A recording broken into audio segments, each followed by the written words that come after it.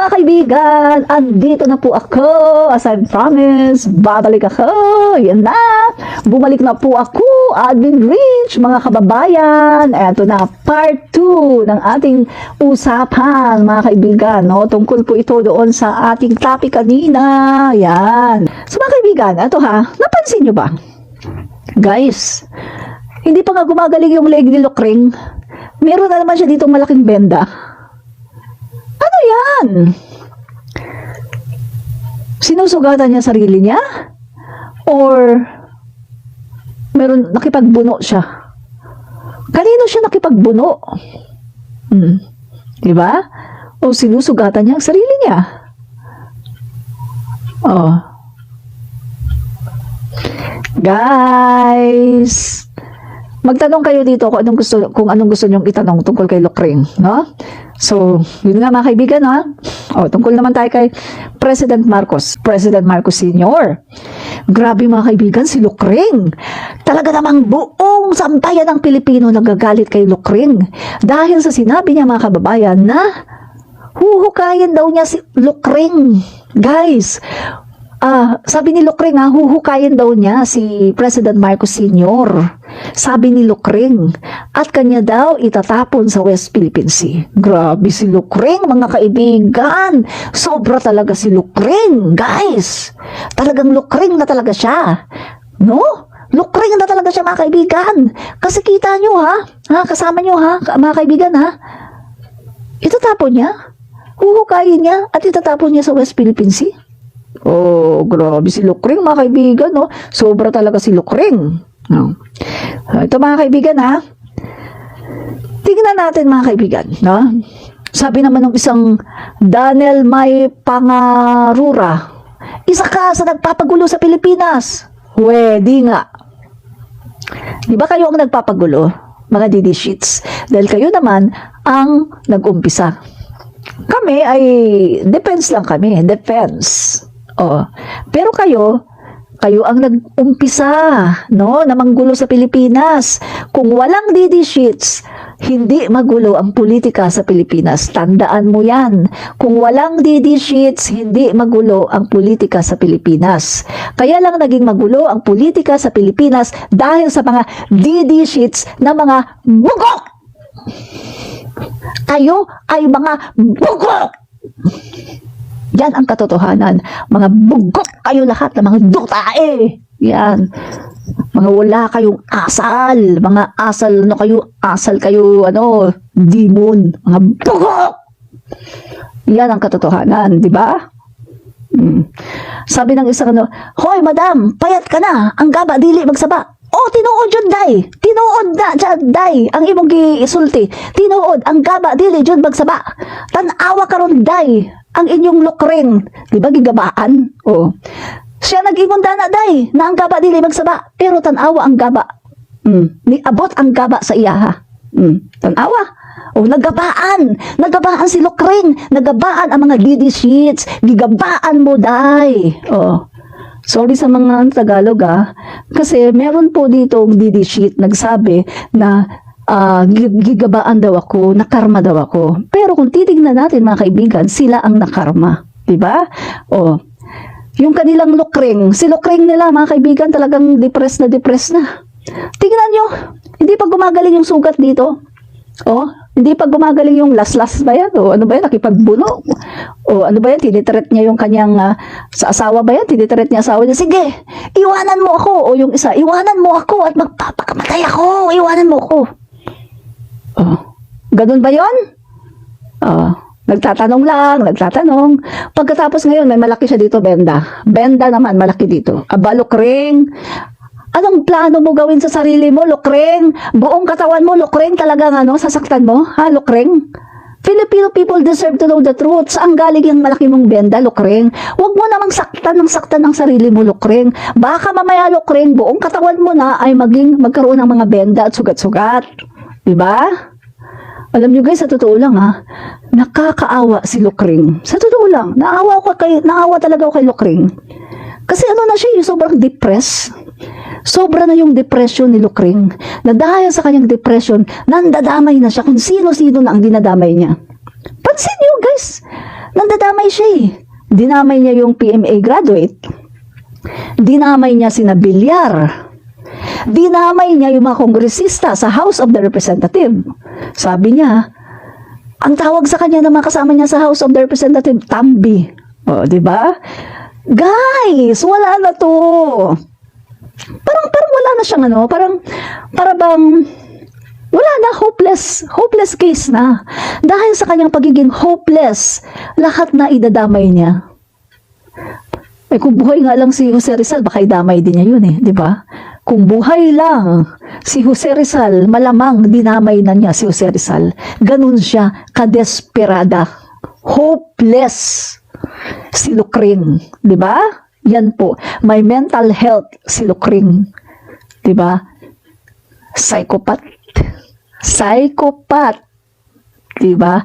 Bipolar. Psychopath.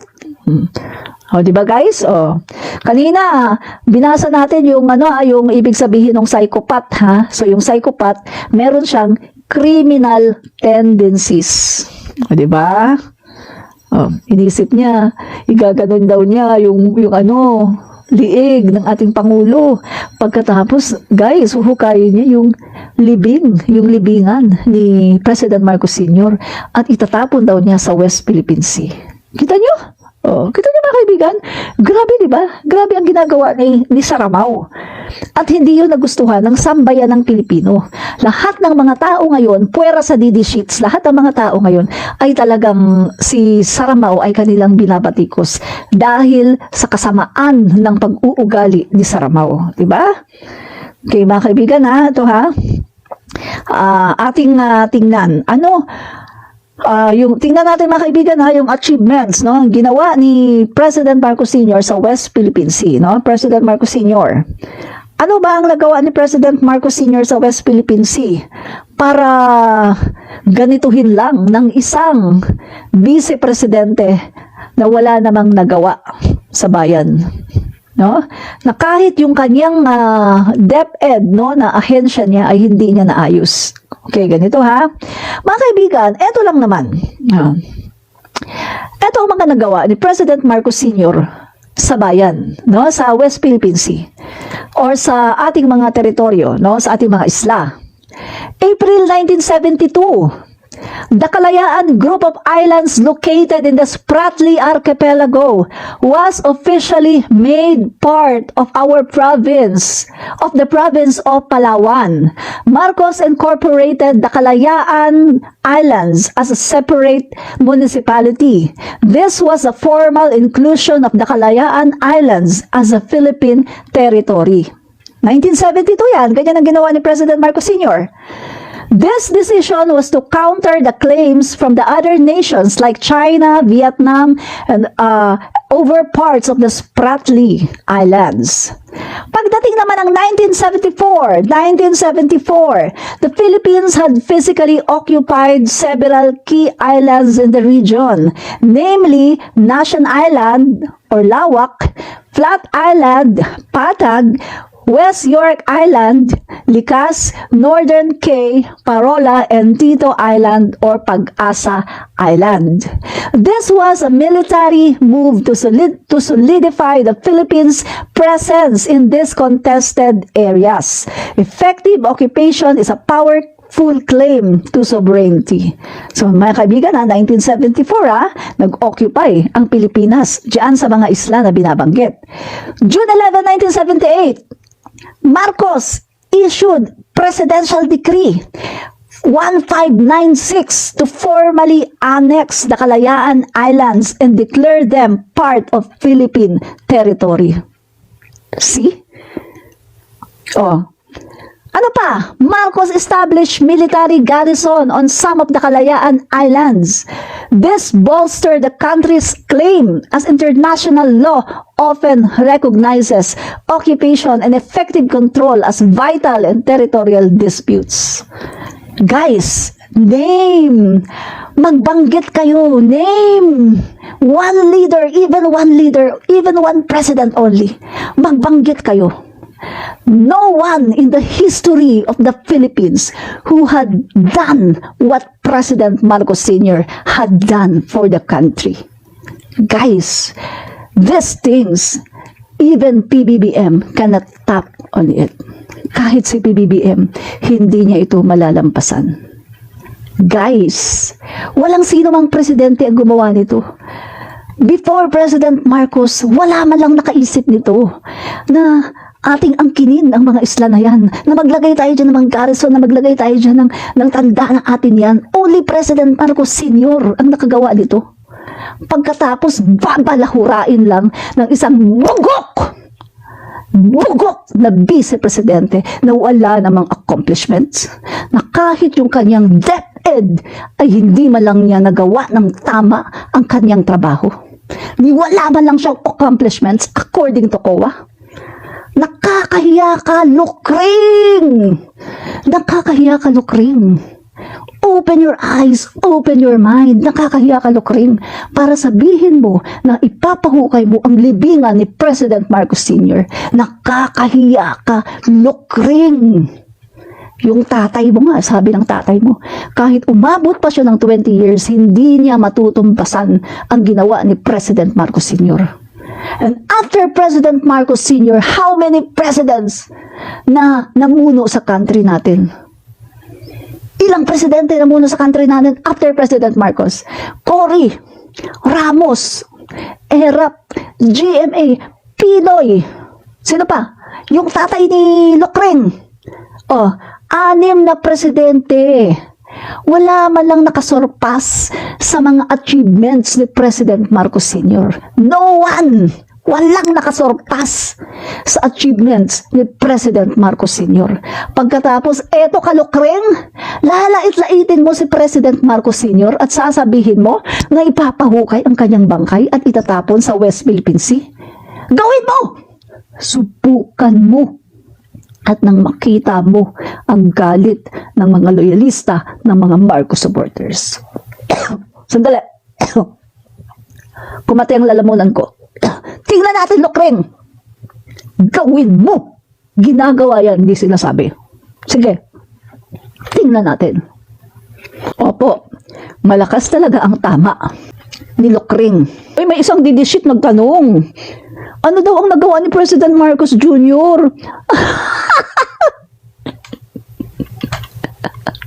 Ay, naku. Alam niyo ba mga didishits? Kaya wala silang kaalam-alam kung ano ang mga nagawa ni President Marcos Jr. sa 2 taon. Kaya wala silang kaalam-alam, mga kaibigan. Kasi nga, hindi sila nakikinig. Nakikinig lang sila sa mga puro paninira ng mga ng mga didishits vloggers. Nakikinig lang sila sa mga paninira ng mga Duterte. Kaya tuloy hindi nila alam kung ano ang achievements at kung ano ang nagawa ni BBM sa loob ng 2 buwan. Nakakaawa ang mga didishits, no? So, didishit, makinig, Sasabihin ko sa inyo, yung mga naalala ko, mga naalala ko kung ano ang nagawa ni President Marcos Jr. Makinig, mga didishits, makinig! Oh, attentive kayo, mga didishits. Dito kayo, makinig kayo. Ganito lang naman ang ginawa ng ating Pangulo, no? Pagpasok ng ating Pangulo sa upo niya sa Malacanang, ang ginawa ng ating Pangulo, syempre mga guys, inuna lang naman ng Pangulo natin yung katulad ng mga farmers natin, at mind you, consistent. Mula nang umupo ang Pangulo natin, hanggang ngayon, ginagawa pa rin niya. Ano yan? Ano yung ibig ko sabihin? Ginawa niya, mga kaibigan, lahat ng pagkakautang ng mga farmers, lahat ng pagkakautang, pati yung mga interes, lahat binurayan ng Pangulo natin. Nagpagawa siya ng batas, na yung batas na yan ay bumubura sa dekada na ng mga utang ng mga farmers natin. So, tuwang-tuwa ang mga farmers natin. Ang sabi nila, ngayon lang namin ito naranasan. Walang Pangulo na gumawa nito. Si PBBM lang. Diba? Ano pa? Mula nang umupo si PBBM, mga kababayan, nag-start na rin siya sa pamibigay ng mga titulo ng lupa. Hanggang ngayon, ginagawa pa rin niya. Consistent. At yung mga wala namang lupa, consistent din na binibigyan ng gobyerno yung mga farmers na walang lupa. At anong sinabi niya sa Department of Agriculture at saka sa Department of Agrarian Reform Secretaries? Anong sabi niya? Bilisan nyo yung mga lupain na may mga issue, yung mga lupain na nasa korte pa yung may mga mga hearing, bilisan nyo ang pag-aayos niyan. Kasi kailangan lahat ng mga lupa na yan may pamahagi na natin sa mga magsasaka. Yung mga wala pang lupa, yung nakikisaka lang sa kanilang mga landlords, o kailangan magkaroon na yan sila. Kaya nga 'di ba? Sobrang saya ng ating mga farmers kasi yan talaga inuna ni PBBM. Kasi ang sabi ni PBBM, farmers ang dapat unahin dahil sila yung nagpapakain sa atin. Kung wala sila, ano tayo ngayon? Gutom tayo, wala tayong bigas. So yan inuna ni PBBM. Tapos yung mga farm to market roads, ayan patuloy yan ni PBBM at nagpagawa pa. Kaya nga ngayon, build better, more, no? Tapos ano pa, mga kababayan? Nakita din ni PBBM ang kakulangan ng pabahay. Biruin mo, 6 na pangulo ang nagdaan. Nagkaroon tayo ng 6.5 million backlog sa pabahay. Mind you, hindi yun biro. 6.5 million backlog pabahay. Mga Filipino na walang bahay. 6.5 million. It's not hindi yun maliit na figure. Guys, ang laki ng figure na yun. Kung sana si Duterte ay matinong Pangulo ng Pilipinas, kung matinong Pangulo lang sana si Duterte ng Pilipinas, yung inutang niya na 7.2 trillion at yung mga bilyon-bilyon na pinambabayad niya sa mga reward kapag nakakapag-tsugi yung mga pulis. Kung matino siyang Pangulo ng Pilipinas, inilagay sana niya yan. Nagpagawa sana siya ng maraming low-cost housing. Hindi sana, kaunti na lang sana ang kailangang bunuin ng Marcos admin. Kaso hindi. Kasi hindi matino si Duterte. Walang ginawa si Duterte kundi magpatsugi ng tao, magbayad. Sige, reward kayo. 2 million, 3 million. Kapag buhay, 1 million lang. Half million. Kapag 1 million. Wow. Now I realize. Kaya pala, halos lahat sinasabi, nanlaban. Nanlaban. Kasi pala kapag nanlaban at tsugi, 2 million. Very ironic, di ba? Milyones! Bilyon-bilyon pala ang ginasto sa pagpapatsugi. Pero walang maibigay na pera para sa ayuda. Nangutang! Nag-iwan ng 7.2 trillion. Nagbenta ng 49 tons of gold. Pagkatapos walang ayuda ang mga tao. Isa ako dun. Never akong nakatanggap ng ayuda. Taxpayer ako. Malaki ang tax ko dahil malaki ang sweldo ko. Pero never ako nakatanggap ng ayuda. Kung wala lang mga tumulong sa amin, patay na kami ngayon dahil talagang wala kaming pagkain. Dahil talagang wala kaming magawa, hindi ka pwedeng umalis. Anong order ni Duterte? Ha? Yung mga pasaway daw sa quarantine, shoot to kill.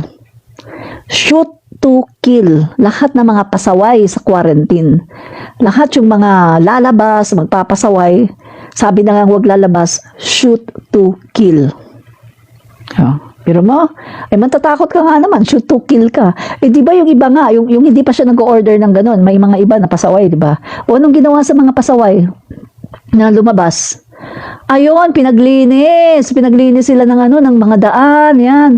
Naglilinis sila doon ng mga daan. Pagkatapos maghapon sila nandun sila sa may upuan tapos nanonood sila ng TV tungkol doon sa COVID-19. Kung bakit hindi pwedeng lumabas, kung gaano ka harmful ang COVID-19. Ganyan ang ginawa ni Duterte noon.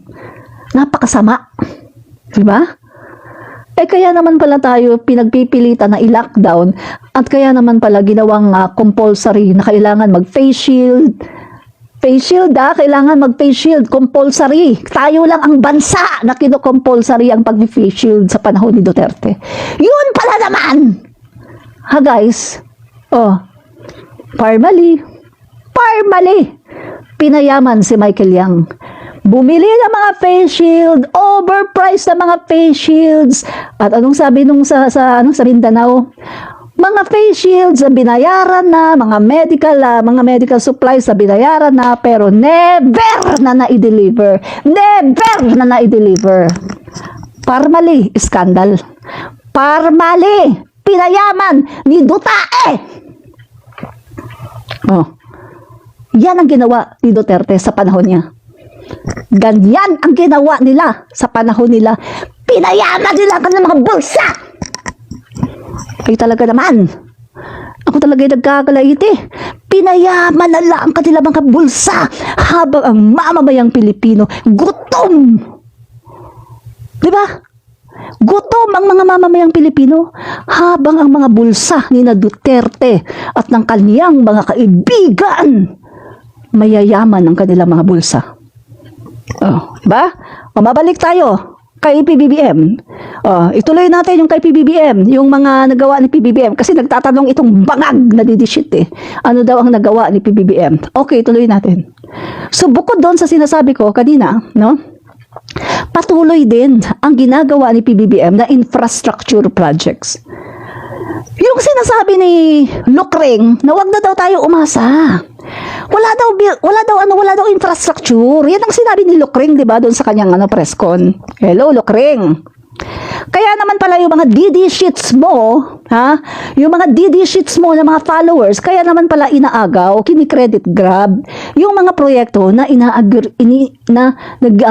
kung saan nag-i-integration si PBBM, katulad ng Panggilbay Bridge. Diba? Sabi mo wag umasa. Sabi mo walang infrastructure, wag umasa. Ganun ba? Kaya naman pala inaagaw nyo Diba? Panggilbay Bridge, yan ay kay PBBM. Ang simula niyan, 1998, andyan na yung yung feasibility studies. Pagdating kay Pinoy, mga kaibigan, Pinoy administration, ayan na. Sabi ni Pinoy, kailangan na ng umpisahan to, Panggilbay Bridge. Hinanapan ngayon ng pondo. Nakipag-usap doon sa Korean Bank at yun, nagpirmahan loan agreement noong March 2016 o April 2016. Si Pinoy ang pangulo doon, di ba? So ngayon, naka-ready na yan, ready na lahat, may pondo na, andyan ang plano, yan, feasibility studies, andyan na. Ang dapat na lang gawin ni Duterte, simulan. Kaso anong ginawa ni Duterte? 2018 na groundbreaking Panggilbay Bridge. Gabi pa mind you. Groundbreaking gabi. Grabe, no? Tamad! Groundbreaking. Ayan, inubutuloy ako. Groundbreaking gabi, Panggilbay Bridge. After groundbreaking, anong ginawa? Hinto. Tenga. Hindi na niya ginawa. After 2018, na groundbreaking, wala na, as in wala na. Hindi na niya ginawa, as in tenga. Wala po, tenga. On record, kailan nag-start ang construction? Yung start talaga, nag-umpisa ang construction. On record, ang sinabi, on record to, 2020. Guys, 2018 siya nag-groundbreaking. Pagkatapos itinengga niya, 2 years. Nag-start ng construction, 2020 na. Tapos hindi pa tuloy-tuloy yan. Walang political will Walang political will. Pag nagkakaproblema, tigil. Tapos, itutuloy, tigil na naman. Tapos, ginawa uli siya. June 2, 2022. Guys, June to 2022. Kailan ba umupo si PBBM? July 1, Umupo si PBBM July 1, 2022. Ngayon, noong July 2, 2022, pinakita mismo sa isang post ng Lanao del Norte government, Lanao del Norte governor, pinakita mismo yung video na kung saan pumunta sila sa Pangilbay Bridge, nag-inspection sila doon kasama sina Villar, no? Sina Villar, Mark Villar, ando pa nga si Philip Salvador at andoon yung mga politiko, no, sa Lanao del Norte. At kitang-kita, pinapakita mga guys kung ano ang nangyayari, kung ano yung ongoing construction sa Pangilbay Bridge. At pag nakita mo ang Pangilbay Bridge, hindi mo mare-recognize na yan pala ay Pangilbay Bridge kasi nga walang bridge. May nakatayo, kaunting poste lang, yung mga maliliit na poste na nakaano sa ano. Maliliit lang na poste, wala kang makitang bridge. June 2, 2022 yan. Pagkatapos, nung malapit, June 2, 2021, June 2, 2022 yon, no? Si PBBM, July 1, 2022. So, ibig sabihin, mga kaibigan, nung malapit na, no, umalis si Duterte sa Malacanang, may nagdeklara. Tenga ulit ang Pangilbay Bridge. Tenga. Pati yung tatlong mga malalaking mga construction sa Davao, sa Mindanao, tenga. Kasi daw, ano sabi? Wala na daw ganito. Wala na daw ganyan. So, tenga. Kahit ngayong Davao Samal Interconnector Bridge, kasama yun ha. Pati yung bypass road ng Davao City, kasama yun, tenga. Diba? Pero ngayon, ginagawa, diba? Davao Bypass Road, diba ginagawa ngayon? Si PBBM ang naghanap ng pondo doon. Ano pa, yung Davao Samal Island, si PBBM din ang nagano niyan, mga kaibigan. Walang RRD, wala, no? So, in short, mga kaibigan, pag upo ni PBBM, nakita niya yung problema. Even yung secretary mismo ni PBBM nagsabi nito, yung kanyang mga finance, no, yung mga financial managers nagsabi nito na pag upo nga ni PBBM, walang pera ang gobyerno. Walang pera ang gobyerno pag upo ni PBBM dahil inubos. Hindi po katulad kay Pinoy. Guys, pag upo ni Duterte, may pera ang Pilipinas kasi nag-iwan si Pinoy ng 1 trillion. 1 trillion nga ba yun o 1 billion? Nag-iwan si Pinoy. So, merong ikakapital. Yung susunod sa kanya, merong gagastusin. Pero si Duterte, walang iniwan. Alam niyo iniwan kay BBM? 7.2 trillion utang. Utang ang iniwan niya, 7.2 trillion. Pero wala siyang iniwan na kahit anong budget. Simot. Kaso ang Pangulo natin, BBM, hindi nagpapatinag. Anong ginawa ni PBBM? Sinabihan niya ang kanyang mga financial managers, maghanap kayo ng pera para sa mga infrastructure na yan. Maghanap kayo ng pera.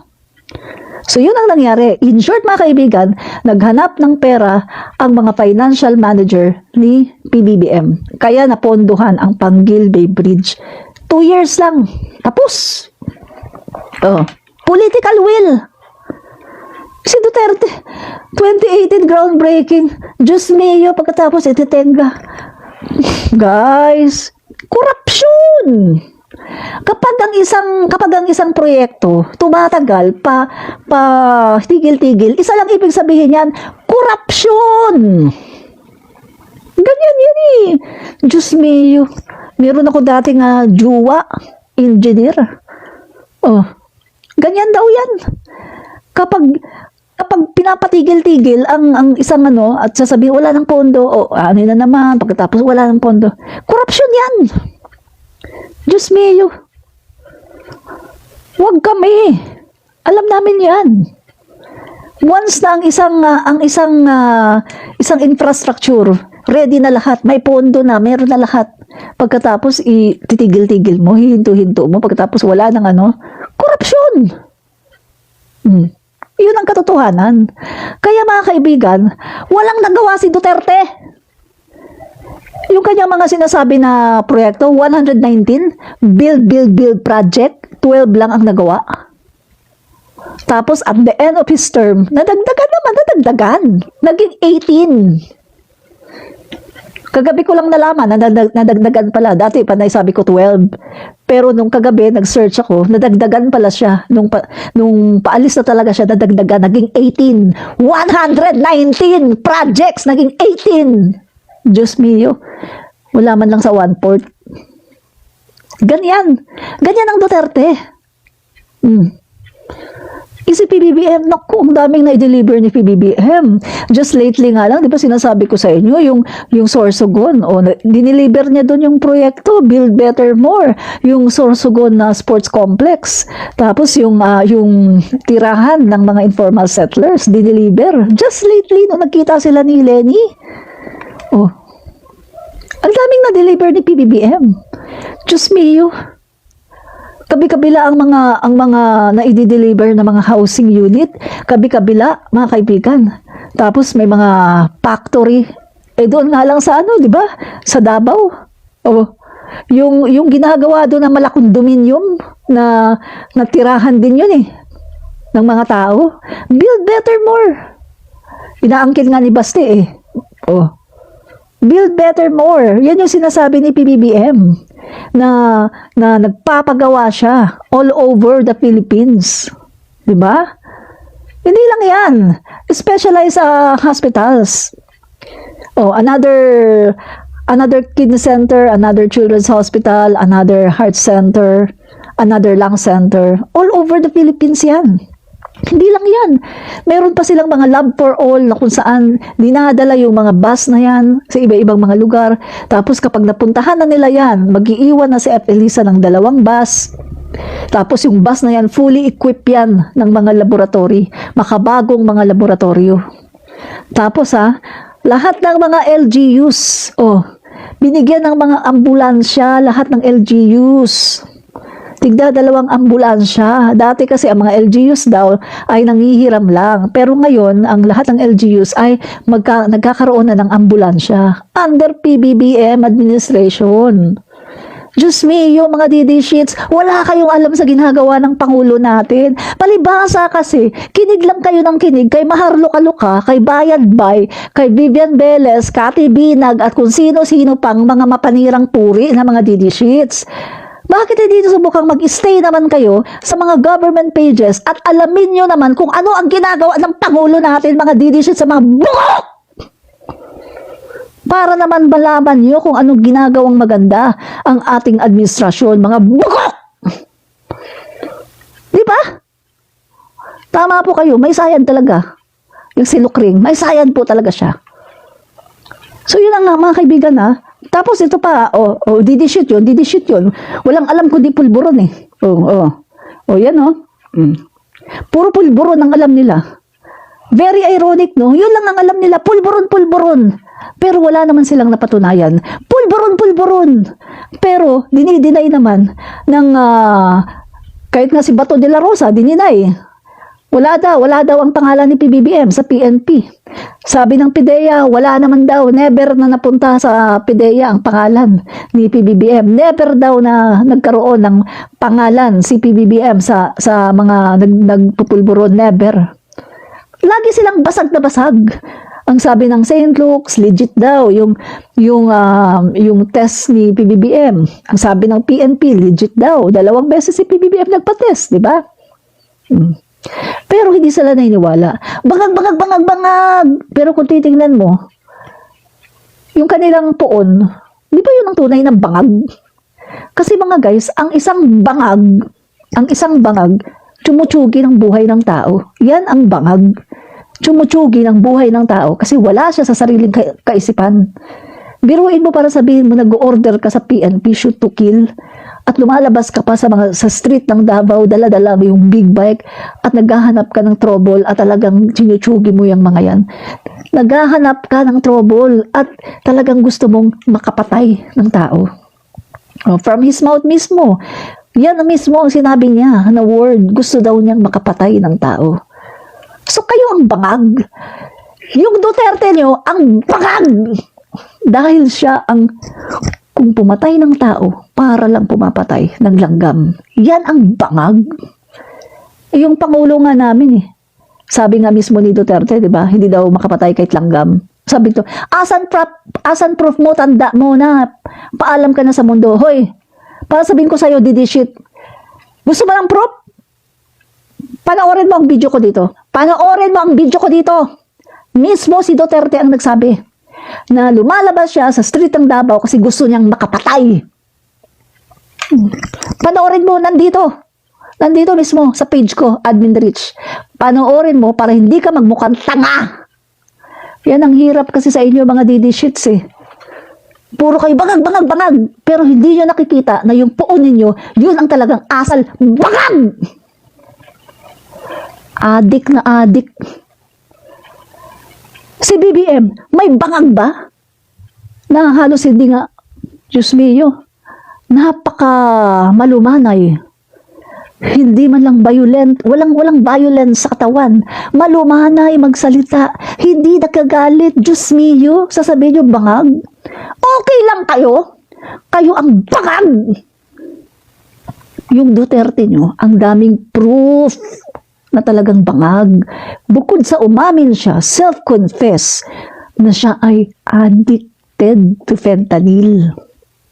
Guys, grabe pala yung fentanyl. Sobra pala yun. Mas matindi pa pala yun sa mga cocaine. Grabe pala yan. Super pala mga guys, kapag na-addict ka pala sa fentanyl. Tingnan nyo si Duterte. Wala sa katinuan. Bangag na bangag. Tsumutsugi ng tao, 30,000. 30,000 ang tao. Guys, nagbibigay ng reward, milyon-milyon ang nire-reward sa mga tao para lang makaganon. Bangag na bangag. Diba? Tapos, manyakis. Manyakis. Lahat ng babae gustong patusin. Pinagmamalaki pa ang pagiging manyak niya. Tapos minumura pa ang Diyos. Oh, stupido daw yung Diyos. Oh, maniwala ka? Maniwala ka may Diyos? Oh, stupido daw ang Diyos. Kaya naman pala yung anak niya, siya daw ang presidente ng impyerno. Yung anak niya, si Lukring. Sabi doon sa kanyang press con, siya daw ang presidente ng impyerno. Tapos yung tatay naman, si Dutae. Ano sabi ni Dutae? Isasama ko kayo doon. Pupunta tayo sa altar ni Satanas. Guys, hindi ko mawari. Bakit tayo nagkaroon ng ganitong klase mga leader ng Pilipinas? Diyos ko. Matatatak ito sa history ng Pilipinas na meron tayong ganitong leader na mga bangag, na mga adik, na mga killer, na mga manyakis. Diyos ko. My God. Lord, salamat po at talagang napalitan na sila. At dalangin po namin, Lord, na hindi na po sila makabalik sa pwesto. Lord, please, wag na makabalik sa pwesto itong mga bangag na to. Grabe. Isa pa achievement ngayon ni PBBM. Yung pagmamahal niya sa mga OFW, grabe Grabe mga kaibigan ang pagmamahal ni PBBM sa OFW. Grabe ang mga terminal, guys. Yung mga terminal natin. OFW, mga terminal natin. Terminal 1. Lahat daw ng terminal lalagyan OFW launch. Anong meron sa OFW launch? Kapag ikaw OFW, mag-aantay ka ng flight mo, halimbawa 10 oras o kinabukasan, pupunta ka doon sa OFW launch. Aba, pwede kang maghiga-higa, pwede kang doon, magpahinga, mag-rest, tapos lahat ng pagkain na gusto mong kainin, ang sasarap ng pagkain, libre lahat yun. So, hindi mo na kailangan magbayad ng hotel para magpahinga sandali, libre lahat yun, mga pagkain, ang dami. May mga chargeran, pwede kang mag-charge, lahat yun libre. Pwede kang magkape, lahat yun libre. Pwede kang mag-juice, lahat yun libre. Guys, manood ka ng TV, libre lahat yun. Pagkatapos, meron pang malaking monitor. Kapag malapit ng flight mo, ipa-flash doon. yung flight mo, malalaman mo na malapit ka nang umalis. At kung hindi ka pa rin, kung hindi ka tumingin sa monitor at ikaw ay hindi mo alam na aalis ka na, may susundo pa sa'yo. Tapos, mag-i-announce doon, calling hinahanap si nasaan na flight mo na daw. Bakit ko alam? Kasi pumunta kami, nag-cover kami sa OFW launch. Nagawa ba yan ni Duterte? Never! Hindi nagawa ni Duterte yan. Si PBBM lang ang nakagawa niyan. Si PBBM yan. Si PBBM lang ang nakagawa niyan. Ano sabi niya? Matagal na yung libre. Nay, ngayon mo lang nalaman. Ang galing ng DD Sheets. Bakit ang galing talaga ng DD Sheets mang gaslight, no? Pinakita pa nga ni Arnel Ignacio, di ba, yung OWA administrator. Pinakita pa nga niya at ang sabi ni Arnel Ignacio, yan, bagong gawa yan, bagong gawa. Ito po mga kaibigan, ang sinasabi ni PBBM doon sa kanyang SONA na alagaan natin ang OFW. Kaya nagpapasalamat po ako sa ating Pangulo at talagang nagmamahal dito sa mga OFW kaya naipatayo ito at nagpapasalamat din po ako kay Speaker Martin Romualdez dahil ginrant po nila ang budget para maipatayo ang mga OFW launch. Ay, natatawa talaga ako sa mga DD Sheets. Sasabihin na naman nila na matagal na daw libre yan, na matagal na daw yan, di daw nalaman. Ay, mga DD Sheets, galing yung mga gaslight. Hindi yan matagal. Ngayon lang yan sa panahon ni PBBM. Directive ng ating Pangulo, Bongbong Marcos Jr. Hindi nyo kayang hindi nyo talaga kayang tanggapin ang mga katotohanan na ang Pangulo natin, Bongbong Marcos Jr. ay isa sa pinakamagaling na Pangulo after President Marcos Sr. Walang binatbat si Duterte. Walang binatbat si Duterte. Wala!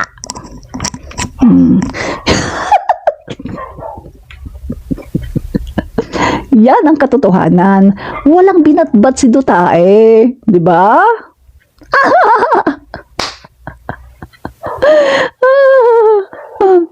Sabi niya, Admin Rich, so totoo na tumatanggap si Martin ng suhol. Para sa inyo, totoo yan. Kasi mga fake news peddlers kayo. Ang pagkakaalam ko, na-debunk na namin yan eh. Kaya hindi na namin yan uulit-ulitin, di ba? Na-debunk na yan eh. Yung mga, isang attache case daw. Ganyan-ganyan daw. Hello? Paniwalaan nyo kung anong gusto nyong paniwalaan. Kasi kahit naman na-debunk na yan ng paulit-ulit, kung gusto nyong paniwalaan yan, yun pa rin ang paniniwalaan nyo kasi mga bugok kayo. Diba? Yun lang yun. Pasok mga Duterte, pagtanggol nyo ang kabangmangan nyo. Correct, no? Correct ka dyan. Si Laila, no? Totoo yan. Yan. Sabi naman ng isa, hindi nyo masisira ang mga Duterte. Hindi talaga, kasi matagal na silang sira.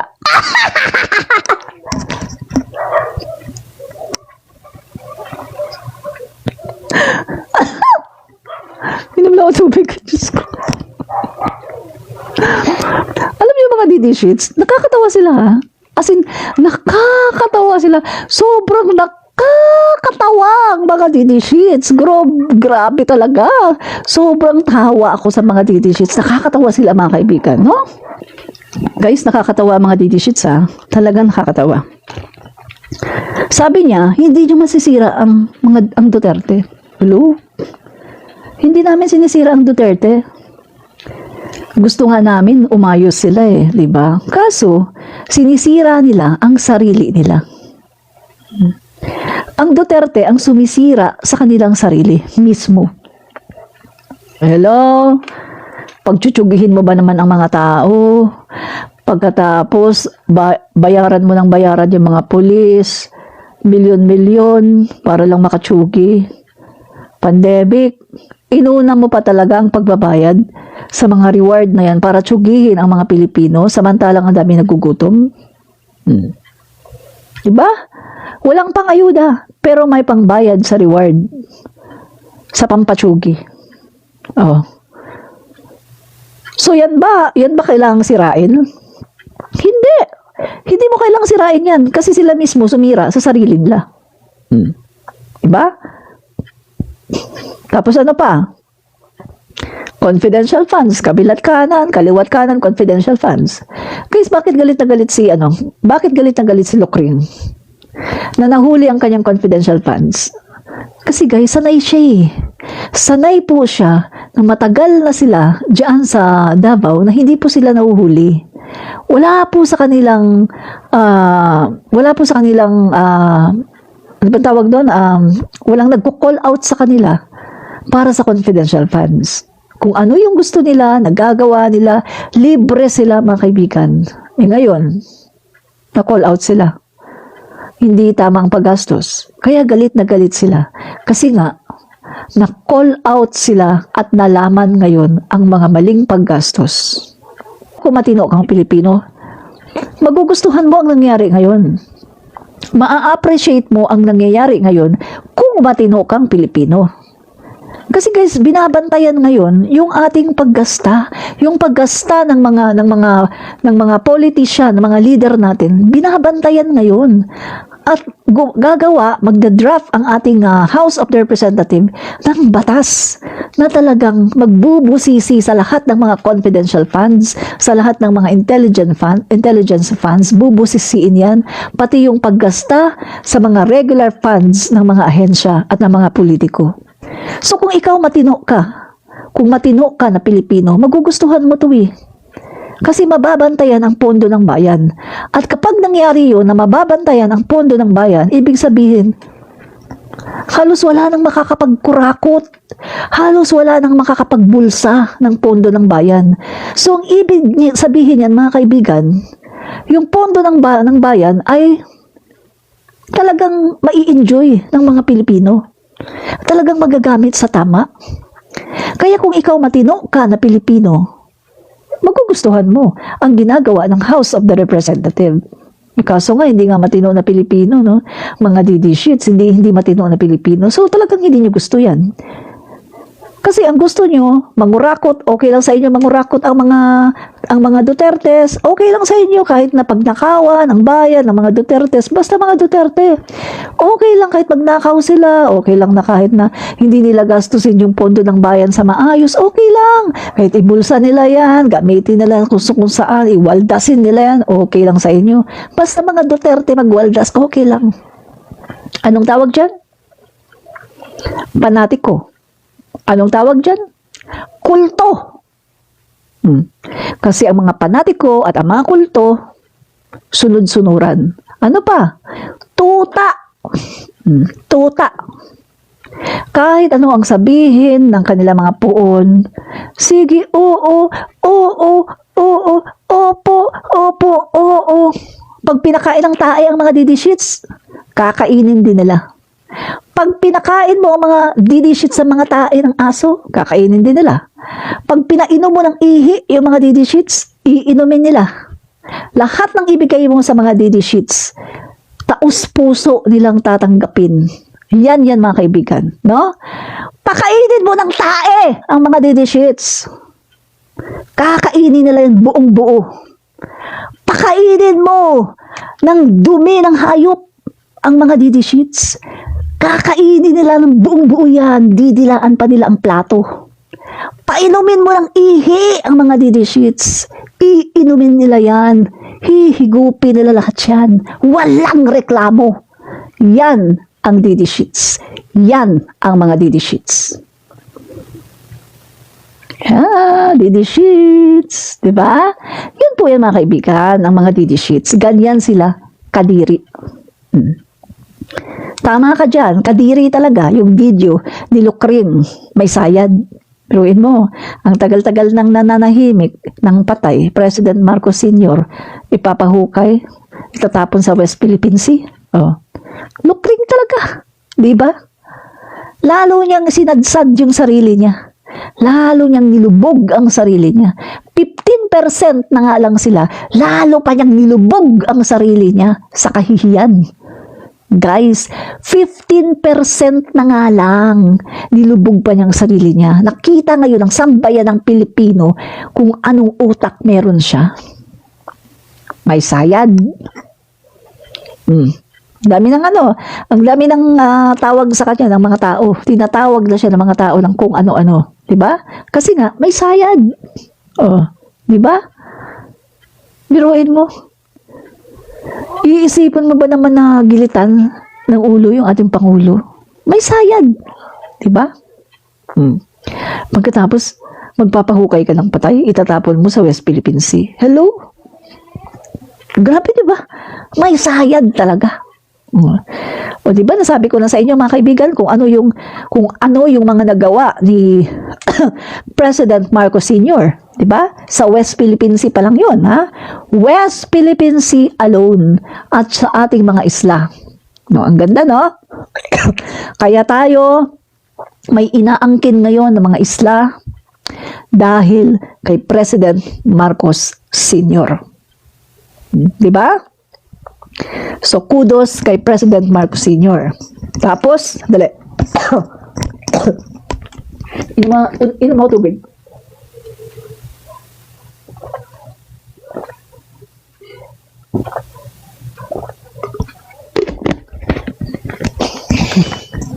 Tapos, mga kaibigan, basa-basa lang babalahurain ng isang vice-presidente na wala namang ambag. Biruin mo ha, DepEd nga lang hindi niya maayos. May gana pa siyang maging Pangulo ng Pilipinas. Tingnan mo, DepEd lang, hindi pa niya maayos. Pagkatapos, may gana pa siyang magyabang at magsabi na ang Pangulo natin ay walang alam. Hello, ano ka? DepEd lang yun. Ang Pangulo natin, buong Pilipinas, ang ino-overseer niya. Pero ikaw, DepEd lang. Wala kang ambag. Anong sabi ng Anong sabi ng COA? Wala daw accomplishments. No accomplishment. Zero accomplishment. Ang secretary ng DepEd, si Lucring. Zero accomplishment. Sabi ng COA yan. Sabi ng COA. Hindi ako magsabi. Hindi ako ang nagsabi. COA! Ang COA ang nagsabi. Manood kayo ng mga hearing, ha? Manood kayo ng hearing sa House of the Representative. Sinabi ng COA, zero accomplishments. Si Lucring. Diba? Nagpapakalat ang mga DD sheets. O, di ba mga kaibigan, na-debunk na natin yan, yung pinapakalat ng mga DD sheets, no? Na malinis daw yung BP. Sabi daw ng COA, malinis daw, cleared na daw ang confidential funds. Yan ang pinapakalat ng DD sheets. O, di ba na-explain na natin yan? Gusto niyo explain ko ulit? Ganito yan mga guys. Yan yung ang pinapakalat nila, yung video no ni Congressman Acop. Mga kaibigan, meron dong sinabi yung attorney ng COA na nag-comply daw yung DepEd, nagpasa daw, no? Nag-comply. Ngayon mga kaibigan, pinutol yun ang mga DD sheets. At yun ang pinopost nila. Tapos pinapakalat na nila. Kanila nang pinapaniwala ang lahat ng mga bugok at mga tanga ng mga DD sheets na mga kaibigan na nagsasabi na okay na daw. No? Sandali guys. Na okay na daw. Okay na daw, cleared na daw. No? Pero, ito nga sabi ko, alam nyo ba na yung video na yun ni Congressman Acop, ay nag-uumpisa pa lang, nag-i-start pa lang doon ang interpellation. Mahaba pa yon. At kung papanoorin nyo lahat yun, makikita nyo. Along the investigation, ang daming naglabasan. At doon sa last investigation, kaya nga biglaan ang hearing ni Lucring, bigla siya naghearing, bigla siya nagpa-press con si Lucring, di ba? Di ba, kahapon ba yun nung nagpa-press con si Lucring? Biglaan, di ba? Kasi, lumabas lahat mga kaibigan at inilaglag siya mismo ni Michael Poa. Yung attorney niya, nilaglag siya mismo ni Michael Poa. Anong sabi ni Michael Poa? Kasi nadidiin na si Michael Poa eh. Kawawa naman yung attorney ni Lucring. Nadidiin na siya, wala naman daw siyang kinalaman doon. So mga kaibigan, nagsabi na siya na ang makakasagot, ang responsable nito ay ang secretary. Guys, di ba? Ang daming lumabas. Kaya nga nataranta si Lucring.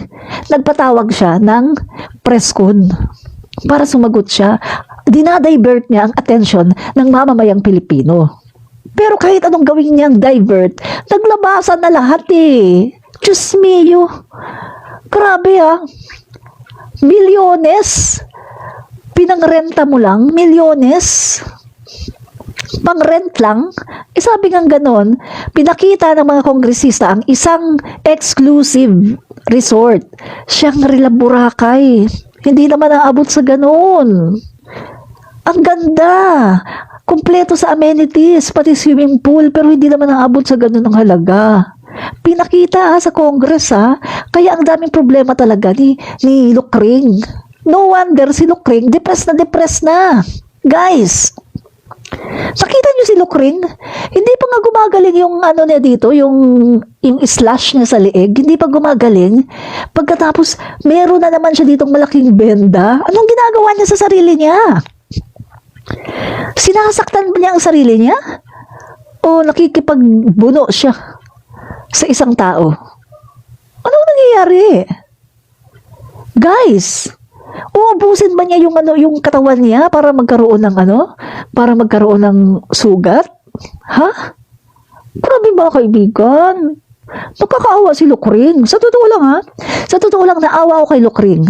Pero dahil sa sinabi niya na huhukayan daw niya ang bangkay ni President Marcos, mga kaibigan, foul yan.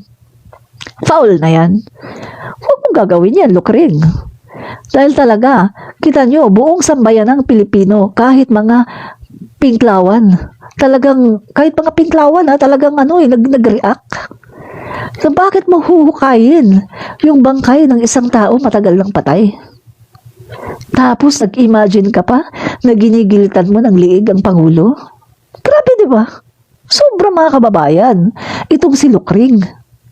Kaya, alam nyo, the best na maipapayo ninyo kay Lucring, mga DD Sheets. Ito, payo ko sa inyo mga DD Sheets. The best na magagawa ninyo, mga DD Sheets, payuhan ninyo si Lucring na magpa-check up. Kailangan na niyang magpa-check up. Guys, kailangan nang magpa-check up ni Lucring para gumaling siya sa kanyang karamdaman. Sakit po yan eh. At once na guys, totoo sinasabi ko hindi ako nagbibiro. Once na hindi siya nakapagpa-check up dyan, mga kaibigan, kailangan niya ng professional help. Sa totoo lang mga guys, hindi ako nagbibiro sa inyo Kailangan ni Lucring ng professional help. At kapag hindi po niya nagawa yan, mga kababayan, delikado yan. Mauuwi yan sa ganun. Guys, alam ko yan. Diyos mio. Tumanda akong ganito sa mundo. Meron akong mga dati mga kakilala sa orphanage. Guys, pag hindi ka natulungan ng isang doktor, pag hindi siya natulungan ng isang doktor, kailangan niya yung guys psychiatrist, kailangan niya yan, psychologist, Tsaka yung doctor para sa mental health, kailangan niya yan. Kapag hindi siya, guys, kapag hindi ito napagaling, itong karamdaman niya, guys, asahan nyo, makikita nyo na lang siya doon sa ahensya na maraming tumatawa. Yun ang totoo, mga kaibigan. Nakita niyo yung reaction niya, mga kaibigan, habang nagpe-press con. Panoorin niyo lahat. Panoorin niyo, no? Lalo na mga DD sheets, panoorin niyo. Andyan yung kalma siya.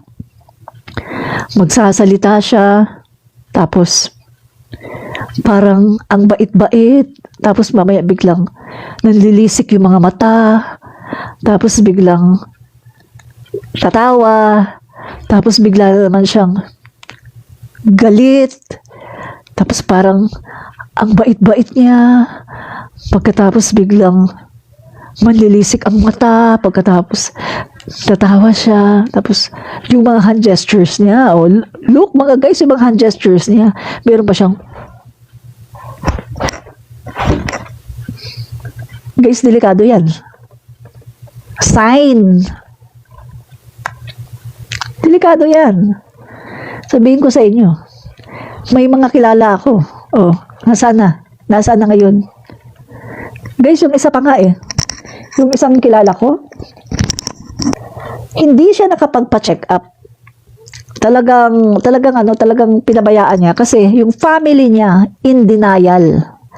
In denial yung family niya in denial. Wala naman daw ganon, wala naman daw ganyan. Talagang ano lang daw yan, yung natural lang daw yan sa kanya na parang kinakausap yung sarili niya. Natural lang daw yan sa kanya na parang nagbabago yung mga mood. Natural lang daw. In denial ang family. Oh. Pinayuhan ko yung family niya.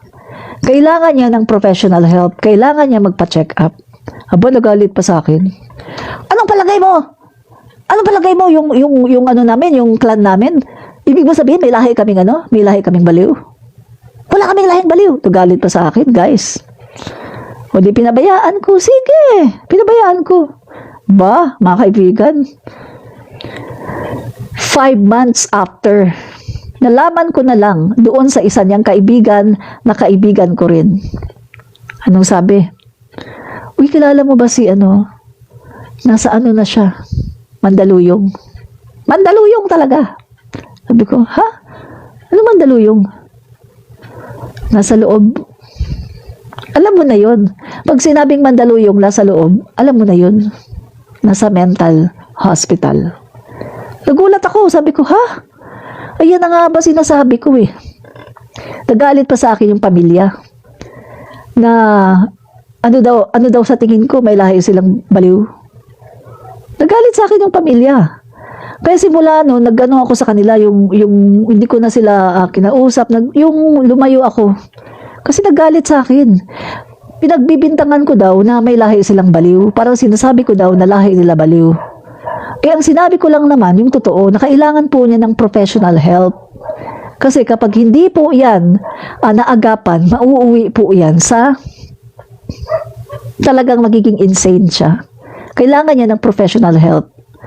Nagalit sa akin, hindi naniwala. After how many months, nabalitaan ko, nasa loob na ng Mandaluyong. Alam niyo na yun, pag sinabing nasa loob ng Mandaluyong, nasa mental hospital. Kaya nga, mga kaibigan ngayon, yan ang kailangan. Kayong mga DD sheets, kung talagang mahal nyo yung inyong BP, pagsabihan nyo, kailangan niya ng professional help. Kailangan niyang magpa-check up. Mahal nyo ba yung BP nyo? Ayaw nyo ba na matuluyan siya? Ha? Ayaw nyo ba na matuluyan ang BP nyo? Mahal nyo ba siya? Guys, yung pinapakita niya kasi ngayon, sign yan. Sign. Na meron siyang something. Hindi ko pa sinasabi ngayon na nabaliw na siya, ha? Sign yan, mga kaibigan. Seriously, sign. Mag-research kayo, guys. Kung ayaw niyo maniwala sa akin, Diyos mio. Mas matanda pa ako kay Sarah, guys. Marami na akong alam sa mundo. Marami na akong naranasan sa buhay ko. Marami na akong nakasalamuhan ng mga tao. Guys, Kung talagang concern kayo sa vice presidente nyo, guys, pagsabihan nyo siya. Kailangan niyang mag-seek ng professional help. Dahil kung hindi, guys, magulat na lang kayo isang araw. Nasa loob na yan. Hindi ako nagbibiro. Magugulat na lang kayo. Nasa loob na yan ng mental. Kailangan niya ng professional help. Guys, kinikitaan natin siya ngayon mga sign eh. Mga sign ng pagiging bipolar, ng pagiging psychopath. Meron pa may sinasabi pa yung ano, ano ba yun, may sinasabi pa si guys, mga expert pa ang nagsasabi nito ha, mga expert pa. Alya? Ano ba yun, nakalimutan ko yung wording eh, na nakikitaan si Lucring ng ganitong klaseng behavior. Sandali, hanapin ko may nag-post nun eh. Yun yung behavior na nakita kay Lucring. Sandali. Alam niyo, sa totoo lang nakakaawa din naman si Lucring. Unang-una sa lahat, mga kaibigan, may mga anak siya eh. Ito, sa totoo lang, mga kaibigan bilang isang magulang, no? May anak din ako, kaso yung anak ko talagang malaki na, no? Kaya na niya sarili niya, no? Malaki na talaga yun. Graduate na, mga kaibigan. Sa totoo lang, naawa din ako kay Lucring. Unang-una sa lahat, may mga anak siya. Maliliit pa ang mga anak ni Lucring. Alam naman natin, mga kaibigan, uso na ngayon yung pambubuli, di ba? Oh, hindi mo yan may iwasan eh. May mga bata na bully. Guys, di ba? Tapos ganito yung malalaman ng mga bata. Posible na yung anak niya baka mabuli. Di ba? Posible yun. Na kapag pumapasok yung anak niya sa school, maaring mabuli yung kanyang anak. Sasabihin, ay yung nanay mo, ganyan. O yung nanay mo ay mentally ill. O yung nanay mo, ganito pala. Di ba? Kaya naiintindihan ko yun, mga kaibigan, na awa din talaga ako kay Lucring. Kaya nga, ang payo ko sa inyo, mga kaibigan, kung talagang nagmamahal kayo kay Lucring, pagsabihan nyo, kailangan niya ng professional help. Kailangan niyang magpa-check up. Pa-check up. Kailangan magpa-check up, guys. Kita niyo, mga guys, meron na rin may post na rin sino ba to? Antonio P. Contreras. Ang akala ko bata, as in grade school, ang humihingi ng relos. Kasi yun ang impression na nakuha ko sa press con. Yun pala, graduating cadet ng PMA. Di ba? Graduating cadet ng PMA, hindi po bata yun. Usually, ang mga gumagraduate sa PMA, nasa 22. Yan ang usual age ng pag-graduate, 22 years old. Isa pa yan. Isa pa yan, guys, That is a sign. Sign. Diyos me, ang daming sign. Biruin mo, hindi na niya alam how to classify. Hindi na siya marunong paano mag-classify. Yung adult, tinatawag niya na bata. Guys, di ba sabi ko nga sa inyo kanina sa live ko, ang bata, kung titignan natin yung classification, ganito kasi yan. Hanggang 11 years old, considered siya as bata. Makinig kayo Didi Sheets. Hanggang 11 years old, makukonsider mo na bata. Kapag nag-12 years old na yan, ang tawag dyan, adolescence. Pero, tinatawag pa rin natin na bata. Kasi 12 pa siya no? So, bata pa rin ang tawag natin. Pero, adolescence yan. Diyan nag-i-start ang pagbabago ng katawan ng lalaki at ng babae. Lalo na ng babae. Ang bilis ng growth, no? Adolescence, 12 years old. Pag tumungtong yan ng 13 years old 13, 14, 15, 16, 17, 18, 19, ayan na yung teenager. Kapag babae, at the age of 18, diyan na nag-uumpisa yung sinasabi nila na yung isang babae ay nagiging lady, no? Lady na siya. At yan yung dyan din mag-uumpisa yung adulthood na tinatawag, no? Ngayon mga kaibigan, dahil lalaki itong PMA na to, no? Lalaki siya. So, 21. Yan yung ano nila, yung magde-debut sila or debut na tinatawag sa mga babae, no? Sa lalaki, 21. Kapag nag-age ka ng 21 pataas, guys, hindi ka na bata. Ang tawag na sa'yo ay adult. Hindi ka na bata. Adult ka na. May sarili ka ng pag-iisip. Alam mo na magdesisyon. Alam mo na kung anong tama. Alam mo na kung anong mali. At alam mo na kung yung ginagawa mo ay appropriate ba yan. Dapat mo bang gawin yan? Dapat mo bang sabihin yan? Adult ka na. Kaya, grabe ha. Vice Presidente. Sinasabi niya lawyer siya. 46 years old. Hindi niya alam mag-classify kung ano yung bata at kung ano ang adult. Sign. That is a sign, mga kaibigan. Kahit ang pagka-classify, hindi na niya alam. Gosh. Kailangan niya talaga ng professional help. Nakakaawa. Nakakaawa yung yung BP nyo, nakakaawa. Sa totoo lang. Sa totoo lang, guys, nakakaawa siya. Kailangan niya ng professional help. Hindi na niya alam kung paano mag-classify. Hindi na niya alam kung ano ang bata, kung ano yung adult. Wala na. Sign. That is a sign. Wala na siyang alam. Hindi na niya alam kung paano kung eto ba bata, eto ba matanda. Hindi na niya alam. Nakakaawa, mga kaibigan. Nakakaawa ang BP nyo. Tapos may anak siya, ha? Kailangan niya talagang mag-seek ng professional help para nang sa ganun, hindi matuloy. Kasi kung pababayaan niya yan, wala, matutuloy yan talaga, mga kaibigan.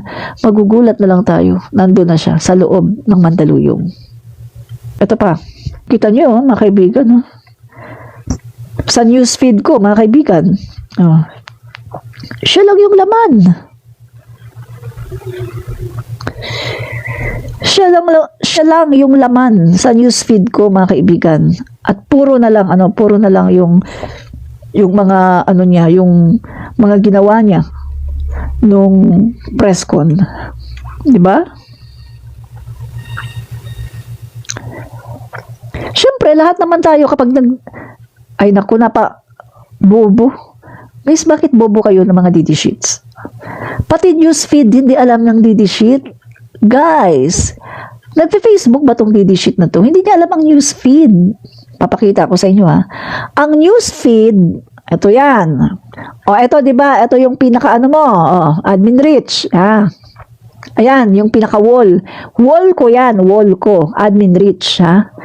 Ang newsfeed, eto yan. O, dito mo makikita, dumadaan, yung mga news ng iba-ibang mga tao, yung mga friends mo, at kung minsan, kahit hindi mo friends, dumadaan dito, basta nire-recommend ng Facebook. Yun ang newsfeed. O, ngayon, didishit, alam niyo na. Diyos mio, pati ba naman, Diyos ko, pati newsfeed, hindi alam ng didishits? Ganito sila kabobo? My God! Mga DD sheet? Ganyan kayo kabobo? Pati newsfeed, hindi nyo alam? My God! No wonder. No wonder kaya pala bugok yung lukring ninyo. Kasi bugok kayo. Diba? Ay, nako mga DD sheet. Sobra talaga ang pagkabugok. Grabe, ha? Sobra ang pagkabugok ng mga DD sheets. Grabe talaga. Sobra talaga ang pagkabugok nila. Halos lahat ng mga lawmakers, may mga sinasabi na,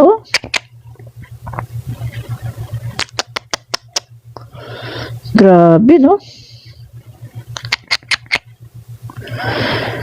OMG. Sara Duterte cornered for her lies. Yan. Na-corner daw si Sara Duterte sa kanyang lies, sa kanyang mga kasinungalingan, no? Grabe. Ito pa, itong issue na to, na kinagagalit niya. Ito, pakinggan nyo ha. Isa pa to, kinagagalit niya. Kasi naiintindihan mo, di ba? Beses sinabihan ko siya. Sabi ko, pwede ba sabihan mo yung 250? Kasi na ako ang priority. Hindi ikaw. Kasi yan yung usapan natin. Kasi naiintindihan God! mo, di ba? Na meron akong maliliit na anak. My God! Sabi siya, do I have to tell them? Semi-British accent. My God! Of course. Kasi presidente ka, ikaw magsabi. Na. My God! And then one time, priority daw si Lisa. Hindi ko alam kung ang trabaho niya para sa bayan na ito. My God! And then one time, priority daw si Nena. So, I said, okay. Grabe, no? So, kukomentuhan natin yan, ha? Some beses, sinabihan ko siya. Sabi ko, pwede ba? Very well said, ma'am. Tuloy lang po mga sinasabi nyo. Daming bugok at bobo na nanonood na didishits dito. Correct! Dami talaga dyan, mga bugok, no? Yan. Okay, komentuhan natin to, ha? Kasi naiintindihan Oh, tingnan niyo mga kaibigan, ganito po niya kausapin ng ating Pangulo. Walang galang, wala talagang kapinis-pinis sa kanyang katawan, walang breeding, wala talaga, bulok ang ugali niya, ugaling basura. Bulok ang ugali, ugaling basura. Tingnan niyo mga kaibigan ha, ganito niya kausapin ang Pangulo ng Pilipinas, the President of the Republic of the Philippines na ginagalang ng mga Pilipino na binoto ng 31.6 million Filipinos at hinahangaan ng mga world leaders. Ganito niya kausapin ang Pangulo natin ng isang babae na walang breeding. Ito ha, tingnan niyo ha, tingnan niyo ulit. Sabi ko, pwede ba sabihan mo yung 250? Kasi Unang-una, anong sabi niya? Sabi ko, pwede ba sabihan mo yung 250? Start pa lang, mali na eh. Pwede ba sabihan mo yung 250? Ano yon? Nagko-command ka. Nagko-command ka sa Pangulo ng Pilipinas. Sino ka para mag-command sa Pangulo ng Pilipinas? Spare tire ka lang. You're just a spare tire ng Pangulo. Spare tire ka lang ng Pangulo. Bakit mo uutusan ang Pangulo ng Republic of the Philippines? Spare tire ka lang. Naiintindihan mo ba? Spare tire ng Pangulo. Yun lang. Yun ka. Bakit mo uutusan ang Pangulo ng Pilipinas? Ha? Uulitin ko, spare tire ka lang. Huwag mong utusan ang Pangulo ng Pilipinas. Ha? Spare tire ka lang. Okay, tuloy natin. Tuloy natin ha. na ako ang priority. Hindi ikaw. Kasi yan yung usapan na. Walang respeto. Walang respeto. Bukod sa inutusan niya ang Pangulo ng Pilipinas. Ha? Inutusan niya. Sabihin mo yung yung 0105 ba 'yon? Ako ang priority, hindi ikaw. Aba. Pangulo ng Pilipinas yan. Meron niyang mga biglaan na mga pinupuntahan, chine-check yung mga bagay-bagay, ino-overseer yung mga bagay-bagay, pagkatapos ikaw ang priority? Okay ka lang? Okay ka lang? Grabe no? Grabe no? Una sa lahat, bukod sa pagiging disrespectful, ang angas, ang yabang. Maangas na, mayabang pa. Diba? Sige, tuloy natin. Iintindihan mo, di ba? Na meron akong maliliit na anak. Sinabi siya, do I have to tell them? Semi-British accent. And I said, of course. Diba? Anong sagot ni PBBM? Sabi niya, do I have to tell them? Kasi mga kababayan, eto ha, ang alam kasi ni PBBM, once na meron ng task, no? Once na may task na yung mga yan, alam na nila kung sino yung kanilang ihahatid, sino yung kanilang susunduin, ano yung kanilang mga schedule, alam na nila yan. Kaso, kahit ako mga kaibigan sa parte ko, kung ako ang Pangulo ng Pilipinas, mabubuwisit ako. Kung ang Vice Presidente uutusan ka, iko-command ka na ganito, nasabihan mo ang 0105 na ako ang priority, sino ka? Who you? You're just a spare tire. Diba? Huwag mo akong utusan. Spare tire ka lang. Who you? Sino ka? Spare tire ka lang, bakit mo ako uutusan? Baka kung ako si PBBM, baka ganun ang sasabihin ko sa kanya. Hoy, babae, sino ka? Vice Presidente ka, spare tire lang kita. Ako ang Pangulo, bakit mo ako uutusan? Diba? Pagpasok pa lang niya, inutusan na niya si PBBM Ulitin ko ha. Bratelang boba. Sinabihan ko siya. Sabi ko, pwede ba sabihan mo yung 250? Kasi na ako ang priority, hindi ikaw. Kasi yan yung usapan natin. Kasi naiintindihan mo, di ba, na meron akong maliliit na anak. Kasi namin siya, do I have to tell them? Very British. Di ba? Mga kababayan, kita nyo yung pagiging disrespectful niya sa Pangulo. Di ba pwede niyang sabihin ng PBBM o ano man yung tawag niya, hindi po kasi ako nahahatid ng 0105 kung ano mang number yan ng helicopter, no? Hindi po kasi ako nahahatid.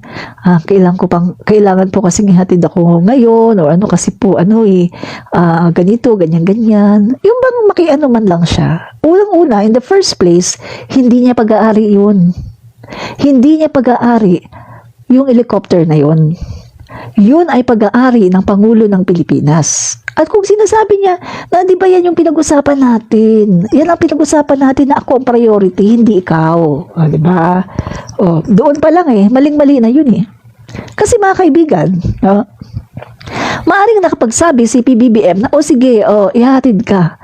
Pero mga kababayan, along the yung trabaho nila, guys, kung alam naman natin kung si PBBM meron siyang mga pupuntahan na kailangan, Diyos mio, ipopostpone ba naman ng ating Pangulo para lang i-prioritize itong lukring na to?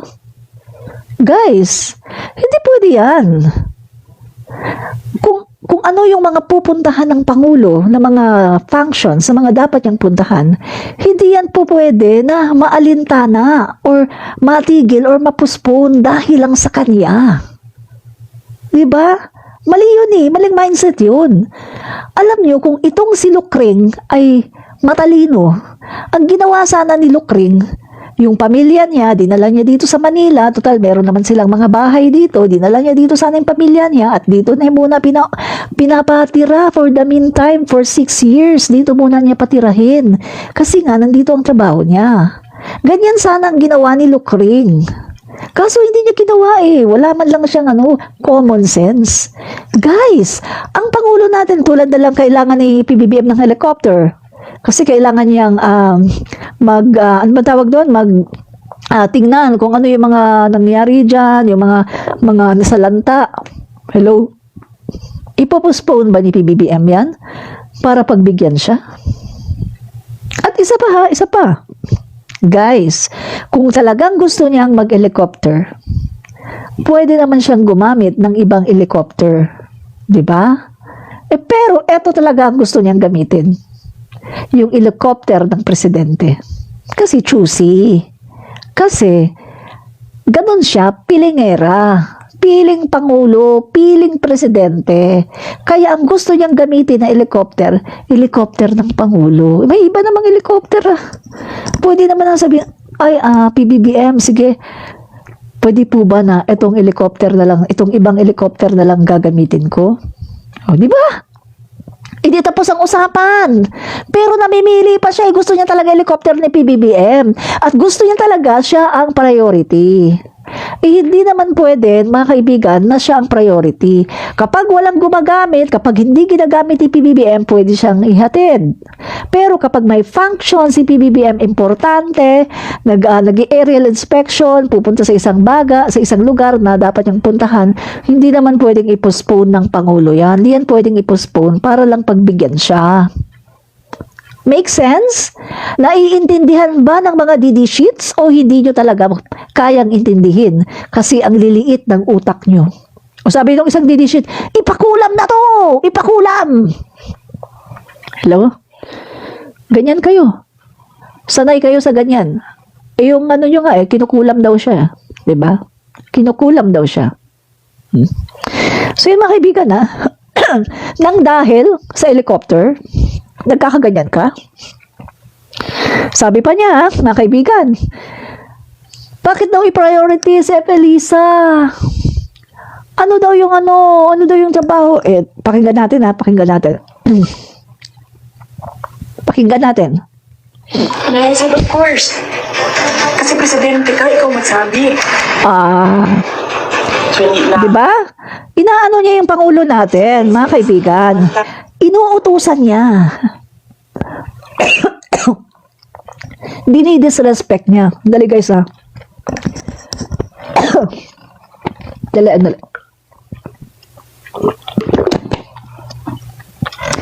Sandali, kakain na ako ng mentol.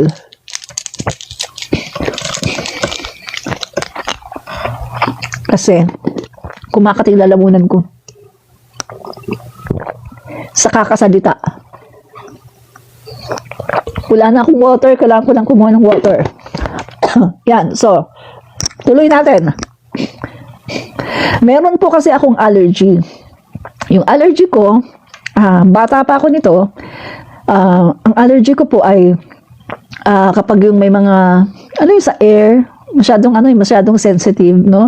Dapat sa akin, bilyonaryo dapat ako. Tapos, yung aking, dapat, ay talagang, walang alikabok, walang kahit mga di ba, sensitive. Yan, ito na. Priority daw si Lisa. Alam ko yung trabaho niya para sa bayan na ito. And then, one time, priority daw siya. So, I said, okay. Sabi niya, priority daw si Lisa. Sabi niya, hindi ko alam kung ano ang trabaho niya sa bayan na to. And sabi niya, okay.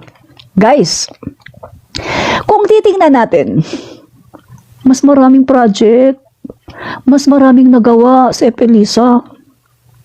Hello? Doon pa nga lang sa Love for All. Grabe yung Love for All ni Elisa. Natutulungan ang mga kababayan natin na sa pinakasulok ng Pilipinas para i-deliver itong Love for All laboratory for all people. Ano pa? Guys, si Elisa, nagtuturo yan. Alam niyo ba, nagtuturo siya sa eskwelahan bandang Visayas, libre. Nagtuturo siya sa law students, libre. Saan ka nakakita nun? Saan ka nakakita? Law professor, libre. Tapos, yung sweldo na ibabayad sa kanya, pinapaipon niya.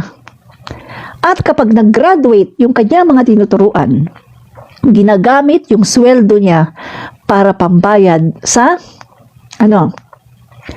hotel accommodation, pangbayad sa pagkain ng mga estudyante, pambayad sa lahat ng kanilang mga pasiroks, sa lahat ng mga kakailanganin, sa bar exam.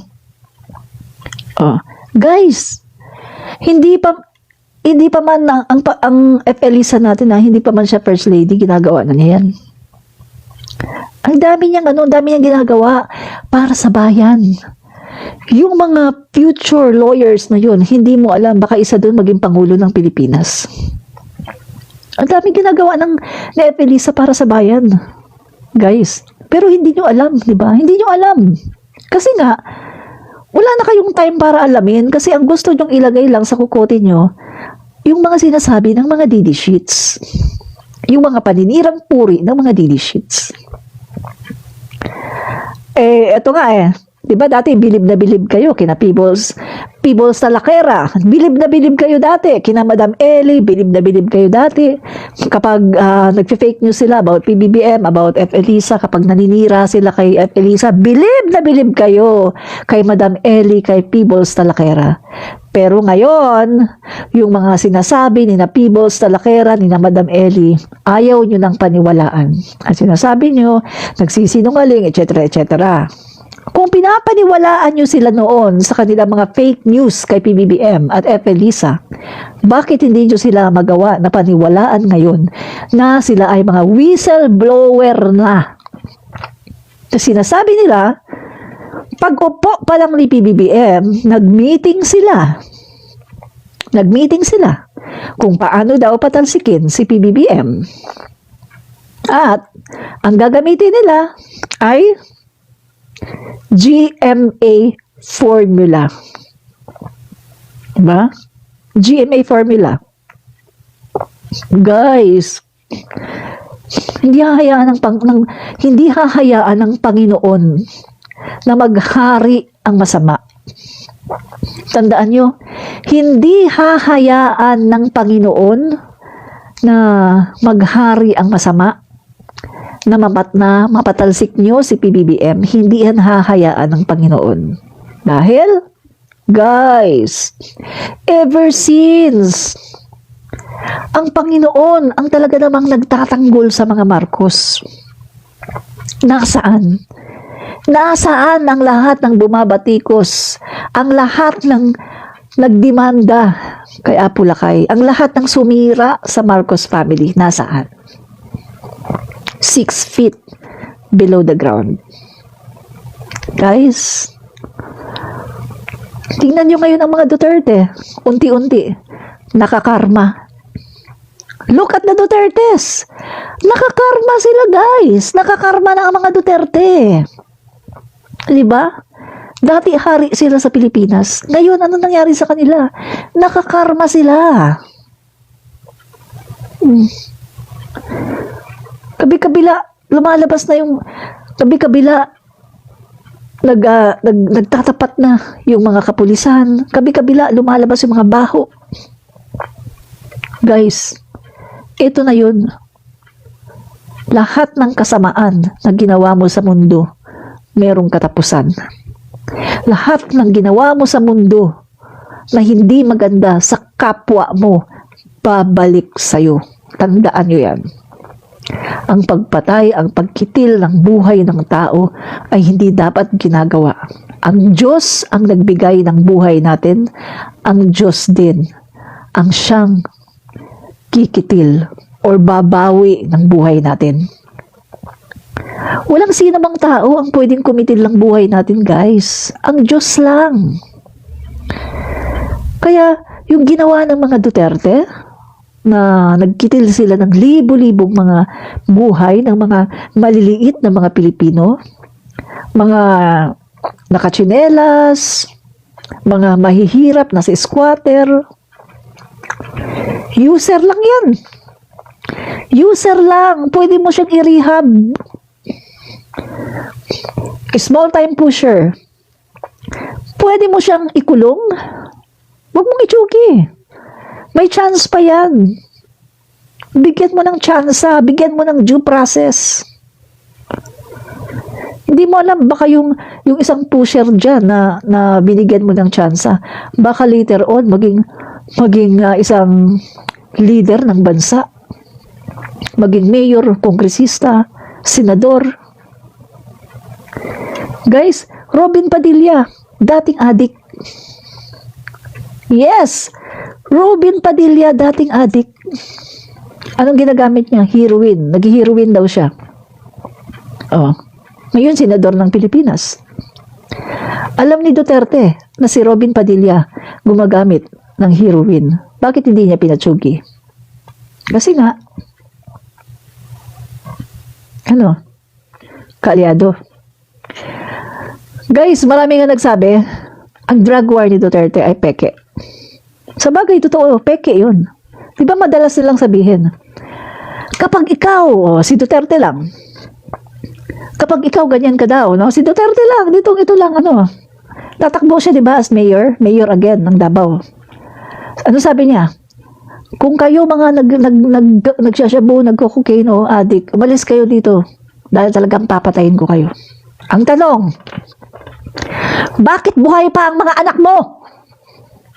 Yun ang tanong natin. Bakit buhay pa ang mga anak mo? Kung totoo ang sinasabi mo, bakit buhay pa ang mga anak mo? Diba? Ano yan? Ichuchugi mo yung ibang anak na mga small time lang. Pagkatapos yung anak mo na big time, hindi mo ichuchugi. Di ba dapat yun ang inuuna mo? Kasi yan ang anak mo yan eh. Diba? Unahin mo yan, yung pamilya mo. Linisin mo muna ang pamilya mo bago ka maglinis sa ibang pamilya. Ikaso, chinugi mo na lahat eh. Pero yung pamilya mo, kahit alam mo na bangag, kahit alam mo na sangkot sa mga ganitong klaseng illegal na gawain, hanggang ngayon, buhay. Kaya, alam mo, sa totoo lang walang bibilib sa'yo. Hindi bibilib sa'yo ang mamamayang Pilipino.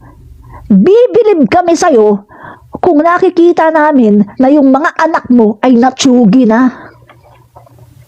Ibig sabihin, wala kang pinipili. Kasi kung meron man ditong dapat na matsugi sa drug war, unahin mo dapat yung mga anak mo na mga bakag. Ang mga anak mo, ang mga bakag. Diba? Yun yung mga kaibigan, no? That's the truth and nothing but the truth. Diba? Sabi nung isa, stop ka na te. Stop kayo. Pero ako dito, patuloy akong maghahayag ng mga katotohanan. This is the truth and nothing but the truth. Bahala na kayo ma-stress. Kung nai-stress kayo sa akin, bahala na kayo. Ang sabi pa ni Lucrin, pinagtutulungan nila ako. Sabi ba niya, kinukulam na nila ako. Dumating na sila dyan sa kulam. Hello? Unusual, di ba? Yung mga sinasabi niya, unusual. Lucrin talaga. Lucrin. Lucrin. As in, lucring. Diba? Yun ang katotohanan. Lucring.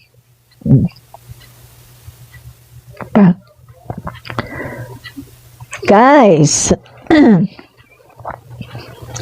gumagana ang troll farm ni Duterte. Gumagana ang troll farms ni Duterte. Ano ang function ng troll farms ni Duterte? According to Oxford Research, ang function daw guys ng troll farm ni Duterte ay magkalat daw ng fake news, magkalat daw mga kaibigan ng yung mga propaganda, magaganda mga kaibigan about Duterte. At kanilang kumbaga pag merong nagkomento ng maganda tungkol sa kalaban ni Duterte, susuplahin nila at sasabihin nila ganyan. Guys, nagkalat ngayon ang trolls ni Duterte. Diba? So, tingnan natin pinost ko dito yan Saglit basahin natin. Nagkalat ang mga trolls ni Duterte. Ay. Saglit. Ay guys, bago yon. Gusto ko munang ipakita sa inyo yung aking post. May post ako dito Ito yung Facebook page ni PBBM, ni Leni Robredo, ni Sara Duterte, at saka ni RRD. No? So, tingnan nyo guys, ano makikita nyo sa page nila? Sa page ni PBBM, meron siyang 7.5 million. Yan o, 7.5 million. PBBM yan ha. Ang followers niya, 7.5 million. Kay attorney Leni Robredo naman, merong, kay Leni Robredo, meron siyang 3.3 million. Ha? Tandaan nyo ha, Leni Robredo, 3.3 million. Kay Duterte, 4.5 million. Grabe no, 4.5 million lang. 6 na taon siyang presidente. Ang followers niya sa Facebook page, 4.5 million lang. Samantalang si PBBM, 7.5 million. Si Lucreng. Oh, ito kay Lucreng. 2.2 million. Wawa! Iyak tayo. Wawa naman si Lucreng. Kawawa naman si Lucreng. 2.2 million lang. Yung kanyang followers sa Facebook page. Kawawa naman. Diba? Guys, mas marami pang followers si Leni Robredo. Oh. Leni Robredo, 3.3 million ang followers. Samantalang si Lucreng, 2.2 million lang ang followers. Eh di ba sinabi ko nga sa inyo, yung boto ni Lucreng wala pang 1 million. Di ba? PBBM 7.3 million. 7.5 million PBBM. Si Lucreng 2.2 million lang. Grabe. Guys, ang konti ng followers ni Lucreng. Si PBBM, 7.5 million. Si Lucreng, 2.2 million lang. Si RRD, 4.5 million lang. Wala silang binatbat kay PBBM. Diba? Walang binatbat kay PBBM. Sabi nung isang leadership, 32 million. 32 million lang. Tingnan natin ha. Sabi ng isang leadership mga kaibigan, 32 million daw ang boto ni Lucreng. Okay, ganito kasi yan, no? Ganito yan. Makinig ka ha. Makinig ka para hindi ko na-explain, no? Makinig ka para alam mo. Yan. Noong 2021 election, di ba? Ang boto ni PBBM, 31.6 million. No, makinig. Lahat ng mga didishit, dito kayo, makinig. Noong 2022 election, ang boto ni PBBM, 31.6 million. Ang boto ni Lucreng, 32.2 million. Tandaan nyo 32.2 million ang boto ni Lucreng. Kay PBBM, 31.6 million. Ngayon, ito dapat ang ilagay nyo sa kukote nyo at ito dapat na ma-realize nyo, mga didishits. Kung bakit lamang si PBBM. Si PBBM, mga kaibigan, siya isang Marcos. Ang isang Marcos, mga kaibigan, hated siya ng Dilawan. Hindi po pwedeng iboto ng Dilawan si PBBM. Hindi siya pwedeng iboto ng Pinklawan. At lalo namang hindi siya pwedeng iboto ng Maka-Isko. At lalong hindi siya pwedeng iboto ng ibang mga presidential followers. In short, ang boboto kay PBBM, solid lang. Kasi Marcos siya eh. Ang boboto sa kanya, kung hindi Marcos loyalists, Marcos supporters. At yung mga tao na dating neutral, nakita nila si PBBM ang most qualified, kaya nila binoto. Solid yan, solid ang boto ni PBBM. Ngayon, eto yan. Bakit si Duterte, si Sara, naging 32.2 million? Kasi nga, yung boto natin na mga loyalista at Marcos supporters, binoto din natin si Sara. Kaya kung titingnan natin, tayo ang nabudol. Binoto natin si Sara. Guys, yung 31 million na lang, huwag na nating isama yung 0.6 ni PBBM. 31 million na lang. Guys, Yung 31 million ni PBBM, solid yan. Marcos loyalists, Marcos supporters. So, ibig sabihin, mga kaibigan, dahil binoto natin si Sara Duterte, at ngayon, mga kaibigan, tama lang na sasabihin natin na tanggalin natin ngayon ang 31 million sa boto niya. Tanggalin natin ngayon ang 31 million. Ilan ang matitira sa kanya? Ilan ang matitira kay Sara?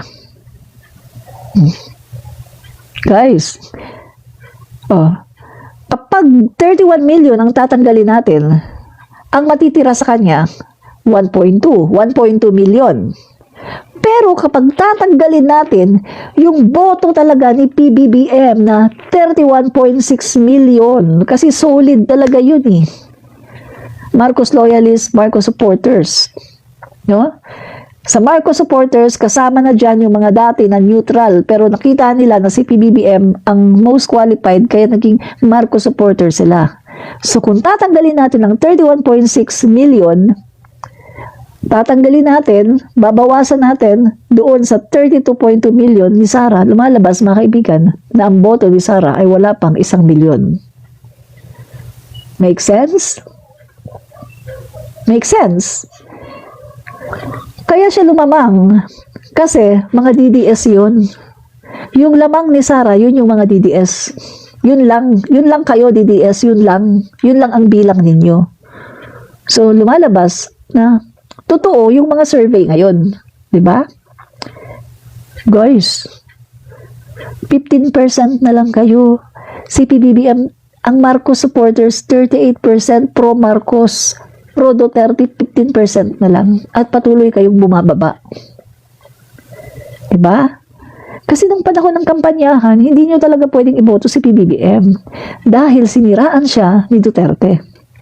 Ang sabi ni Duterte, huwag niyong iboboto si PBBM, bangag yan, weak leader yan, nagko-cocaine, spoiled brat, etc. etc.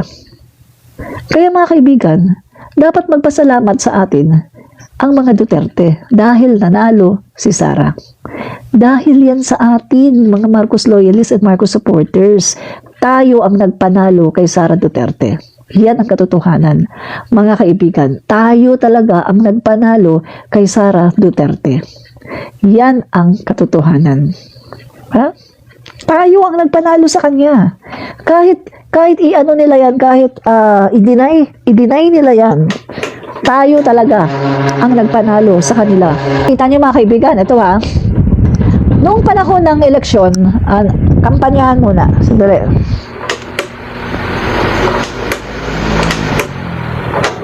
Noong panahon ng eleksyon, registration muna, registration. Guys, nagulat ang COMELEC. Ito ha, nagulat ang COMELEC. Sabi ng COMELEC, ang taas daw ng return ngayon ng registration, ang taas daw.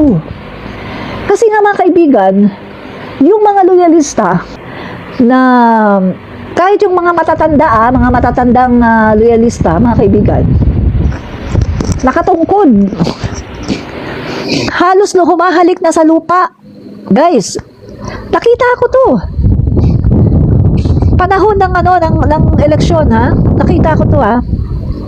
Mga loyalista, bakit alam kong loyalista? Syempre, mga nakapula pa.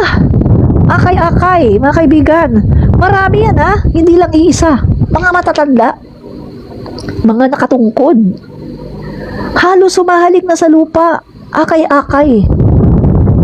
Guys, yung mga yun, nagparehistro. Kaya nga sabi ng COMELEC, grabe. Hindi nila inaasahan mga kaibigan na magiging ganon kalaki ng registration return. Kasi nga, noong si PBBM nagdeklara na tatakbo, nagsilabasan ang mga loyalista. Mga matatanda na, mga halos humalik na sa lupa, nagsilabasan. Nagparehistro. At panahon ng botohan, nagsipagboto. Guys, kaya ganoon biglang laki ng election return. Kasi ang daming nagparehistro mga loyalista.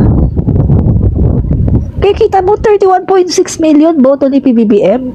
Tapos, ibinigay din natin kay Duterte, kay Sara, kasi sabi ni PBBM, iboto nyo si Sara. Yan ang partner ko. Binoto natin. Gosh. Ngayon, alam nyo ba, gusto ko mang sisihin si PBBM, pero hindi na, kasi nangyari na yan eh. Nangyari na yan. Past is past. Kung ano ang nangyari, hindi natin pwedeng sisihin ang iba. In the first place, naniwala ako kay PBBM ng buong puso na magiging maayos na Vice President si Sara. Naniwala ako sa kanya na susuportahan siya ni Sara ng buong puso. Pero nabudol tayo. Tayo ang nabudol. Take note, mga kaibigan. Panahon ni Duterte, si PBBM, pati tayo na mga Marcos loyalists and Marcos supporters, full support tayo kay Duterte. Hindi natin kinalaban si Duterte. Kahit nakikita natin na ang daming kapalpakan, hindi natin kinalaban, pinagtanggol natin. Guys, ang swerte ni Duterte sa panahon niya. Kasi lahat tayo nagtatanggol tayo sa kanya. Lahat tayo, suportado natin siya. Ang kalaban lang niya noon, dilawan. Ang swerte ni Duterte. Kaya nga nakakasama ng loob na ngayon na si President Marcos na, hindi man lang nila magawa na suportahan, patapusin, suportahan man lang. O kung hindi nila kayang suportahan, kahit wag nilang suportahan, pero wag naman nilang sirain ang administrasyon. So, hindi nila nagawa yan, mga kaibigan. Kaya talagang nabudol tayo. Tayong mga Marcos loyalists, Marcos supporters, nabudol talaga tayo. Dahil, mga kaibigan, sinuportahan natin si Duterte ng 6 na taon, pero ganito ang kanilang ginawa. Diba? Sinisira nila ang administrasyon ng ating Pangulo, Bongbong Marcos. Pero nagpapasalamat na rin ako, mga kaibigan. Bakit? Napakaaga na lumabas ang kulay ni Lukring. Dahil dito, lumabas na ang totoong kulay ni Lukring. Hindi na siya makakaasa na mananalo pa siya bilang Pangulo ng Pilipinas. Dahil basang-basa na ang image ni Lukring. Wala nang magkakagusto kay Lukring para iboto siya. Ngayon na nakita na, mga kaibigan, ang totoong kulay ni Lukring. Guys, nandyan sila para sa pera. Hindi para sa taong bayan. Diba? Nandyan sila para lang sa pera, hindi sa taong bayan. So, mga kaibigan, I think 4 na oras na yata ako na nagsasalita. Kanina naka-live ako sa aking Facebook, tapos kanina earlier nag-live ako dito, tapos nag-live ako ngayon. So, oras na para ako'y magpaalam sa inyo. Bukas ulit, mga guys. Bukas ulit. Usap ulit tayo. Bye! Bye na rin sa mga didishit, sa mga salot ng bayan. Bye-bye, mga didishit, mga salot ng bayan. Bye! Bye sa mga Marcos na mga mababait po ang mga pro-BBM. Bye po. God bless you.